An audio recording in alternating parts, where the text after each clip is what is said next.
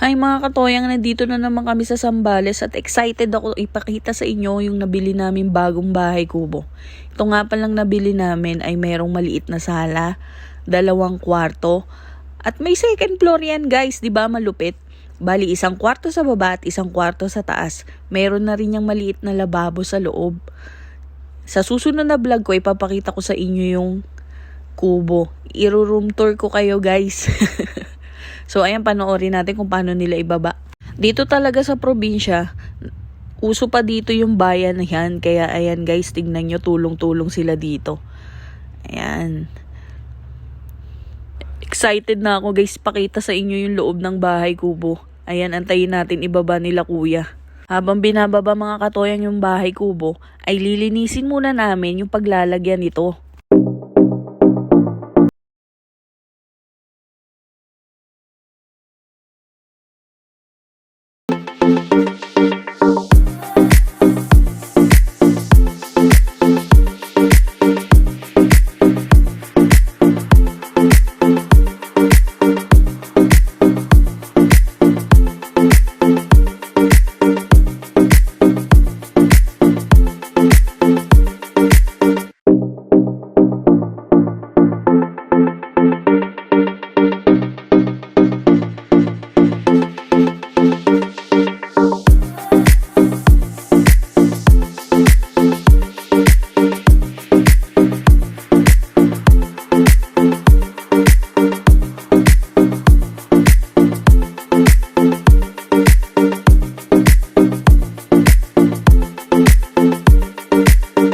Ayan, at naibaba na nila mula sa truck ang bahay kubo at dahan-dahan nila itong bubuhatin doon sa pagpupwestuhan.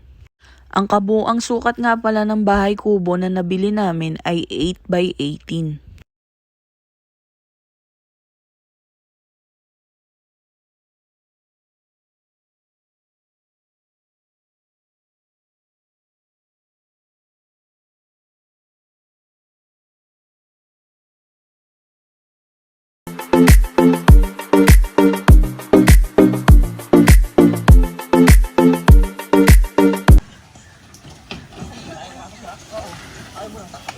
Apa sinasabi niyo sa amin?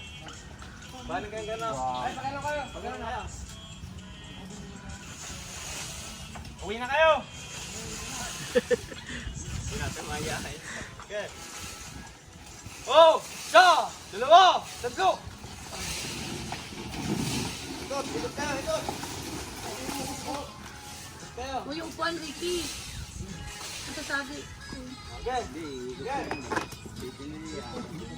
Isa! Dalawa! Tatlo! Oh! Oh! Malihan! Okay, ikot na kayo! Ikot na kayo! Okay, okay. Sila pala iikot pa ganito. Ganito na tayo. Sa! Dalawa! Tatlo! Okay, ikot kayo!